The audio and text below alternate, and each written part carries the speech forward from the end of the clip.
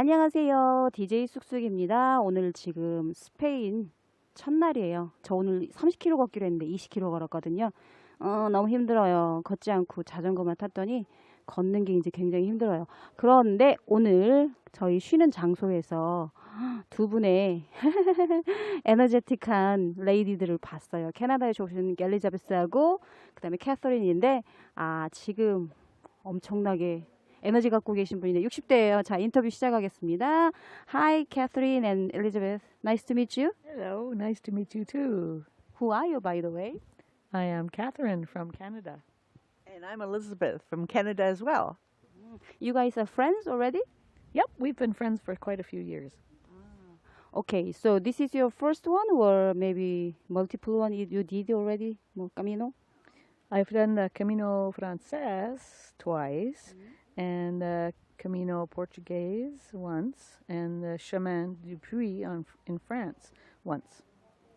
Wow, what an ambitious lady I'm next to. And what about Elizabeth? Give me some comfort. You are the first time here? Sorry, no comfort here. I've been here 4 times as well. I've done the Camino Frances, the Portuguese as well, the Chemin. So you guys did it together? Yes, we did. So that means you will never fight over anything on the road then. Right. But you pause sometime, and that means you've been maybe having some small conflict, perhaps? No, not at all. Oh, really? Then really, you guys are really best good friends, maybe. Oh, okay. We communicate well. That's nice. That's a very nice way to put. By the way, why did you start at the first Camino? Like when was it?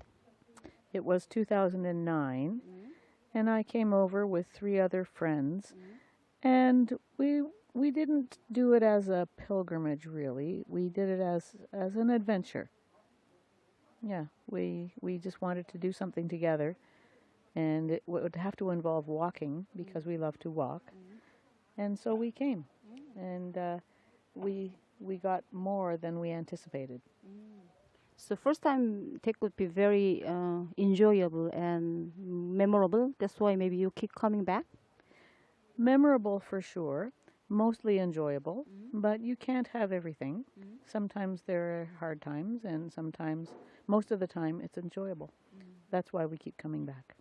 Okay, then I'm pinpointing out what was the hard time thing in Camino when you do work. Not being able to find a place to sleep. Did you? Once, yes. Once is not a bad challenge at all. But anyway, you must be really embarrassed. No? What was the feeling when you find out there is no room for you, no bed for you? We felt quite helpless because it was late in the day, and it was in a place where it wasn't a major center, so there weren't very many options. And what we ended up having to do was the people in the albergue were very nice. They phoned the next city and had a taxi sent for us. So we found a place. Very nice. So you were having a good sleep afterwards then. In the end, yes. So there was quite a memory and quite an incident in a way. How was it for you then when you find out you don't have any bed for yourself? I wasn't with Catherine, and that. Oh, really? Yes, I didn't go on the 2009. I went with Catherine for the first time in 2014. Sorry, 2012. And we didn't have that problem then because we were in France. And in France, it's easy to get a place, and you can reserve ahead. Oh, that is the rupee thing? Pardon? That's the route for rupee? Yes, the route in France is what they call the GR65. And France is a little different. It's a little less people. And at that time, there was no problem making reservations ahead of time. So it was very good. Yeah. Okay. And so this is my third time, and I don't know why I keep coming back to here. And it's a little bit more financial region too. Like it's very affordable and had a best time in a way compared to the investment I do. And it's very refreshing from the where I live, and I can have some time off from how I do habitually. So what about you? What's the expectation whenever you did this one? What is the expectation when you finish or when you do? When I finish, I will know that I have achieved another challenge for myself. Um, I love to walk, and I will be able to relate my experiences to my friends back home who are not able to do such things. So that means physically they are not ready for this commitment or the challenge because it's not an easy one. Physically and mentally and emotionally. Yeah, it takes a lot. It takes guts. Right. But I thought that many Canadians are having guts in their hearts because they have so much mountains all over. So what is not it's really unfamiliar thing. It's very familiar thing because you guys have trails. Yes, we have trails. One trail is the Bruce Trail, and both Elizabeth and I have completed the Bruce Trail.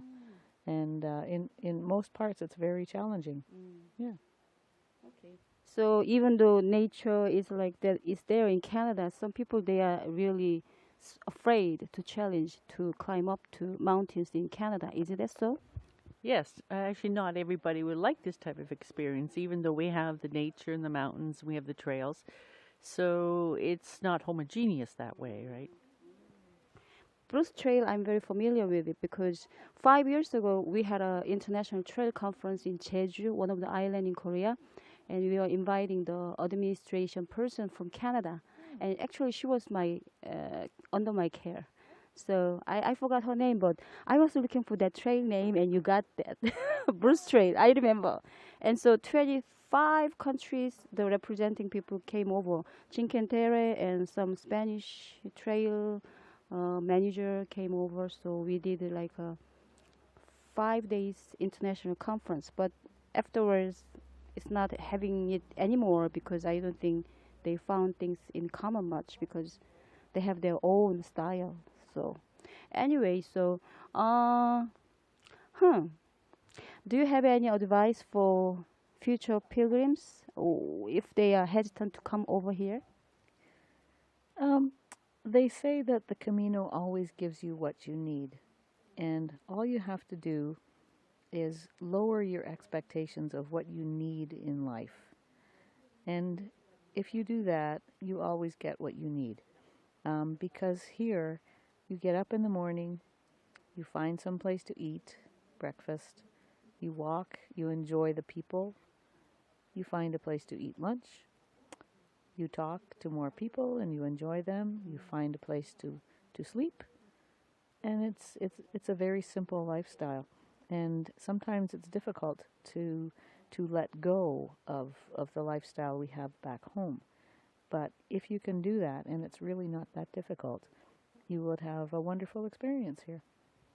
Wow, Catherine, you can come over to Korea and give some lecture for us on Camino. Hey guys, just not come here with easy mind, but with some open-mindedness. I think that's what you're saying, and I think some part you talked, and that's what I realized and learned from my second twice Caminos, and that's very valid. And what about Elizabeth? You have any suggestion or advice for future pilgrims that hesitant now and they are postponing maybe next year and next year? Yeah, I think the one thing, if you come on the Camino, you come for your own reasons, right? You decide, you choose the reason. It doesn't matter what it is. But before you come, make sure you're well prepared, you know. What do you mean by well prepared? Well, that you have done some hiking, you walked with your pack, you're not too heavy pack. You talk to people who have done it before so that you learn from them. Because on the Camino, it's about being wise. It's not just being knowing, right? And when you're here on the Camino, to be open to new possibilities, right? And also to be in a way that you see miracles on the way for yourself, right? And you see how you respond to things, and that maybe you wouldn't if you were at home, right? So to me, it's just just letting go and just be yourself. Wow, I have two masters for the camino. They are the specialists on mentality to be ready. And so, wow. And you said that you were a teacher before. What did you do? My last 7 years in teaching were in outdoor education. Wow, it's not the indoor thing, it's outdoor thing. Okay, so that makes sense. You've been here 7 times, Spain, and you did like a 3, 4 caminos in the past already, and you're still on and with enthusiasm too. Exactly. I love being outside and I love walking. So, what did you teach for children? I taught in Ontario in elementary. Each teacher teaches everything. Math, reading. I taught in the Catholic school system, so I taught religion. I've taught French. And my last 7 years in outdoor education, I taught a sort of a creation spirituality type of class. Okay, wow. I want to know more, but not on this interview, but in person, I guess. Because nowadays in Korea, we are dealing with some spirituality. And because we are materialistic for many decades, and now we are realizing it, material is not really helping much to feel happiness or contentment in life. So many people are trying to learn what is the spirituality. And maybe that's why many Koreans are working on the Camino. They are like coming far away from Korea to here. It's amazing. Okay, Catherine, I'm sorry, Elizabeth, what did you do? I mentioned I was sales and marketing, and I was in the food industry, mainly from what we call business to business. So I would work with other food companies. What kind of food? Usually ingredients that were used in producing products. Okay. Okay, sales and marketing. That's very important position. Because you need to study a lot the market, right? Every year and every trend. Okay. And it's good to be retired and having enough time, free time like this? Yes, I've been retired 10 years now, right? But I'm very busy, right, with other things that I do. So this is, I wouldn't have done this if I wasn't retired because I wouldn't have the time. But actually, Catherine invited me in actually 2012, and I never thought I would do this. It was like I just left myself open to if an opportunity came around, then I would say, oh, I feel it's something I want to do. So, and that's why I did it. And you keep coming back. Okay, so what if there is a trail in Asia, for example, my country, in my hometown, Jeonju, Korea, 240 kilometers, and it passing by 4 cities in Jeollabuk-do province, which is where I live. And do you want to try maybe some years later? Yeah, sure. Why not? Okay, since you took the picture with me and of me, what's that, the banner, little banner, and you could remember, what is the city I come from? Oh my goodness. Jeonju. Jeonju. Jeonju. Jeonju. Jeonju. Sounds like I'm from China. You're disappointing me. Okay, then I think the Catherine will give me some hope. What is the city I came from? Jeonju. Jeonju. Jeonju. Very good. So maybe you remember, and maybe years later I can see you in Jeonju, my hometown. I hope so. I would love that. And it's a piece of cake, 240 kilometers short. Piece of cake. Easy peasy. Very good. Nice to hear that you guys are coming to my town, and I will be ready for you guys. Thank you, Elizabeth. And we look forward to it. Okay, last comment for the interview. I would really love to see Korea, South Korea. Sure, and you can call DJ쑥쑥. That's my nickname on podcast. So DJ쑥쑥. I will look for you. Sure. Okay, thank you for your time, guys. Thank you. Bye-bye.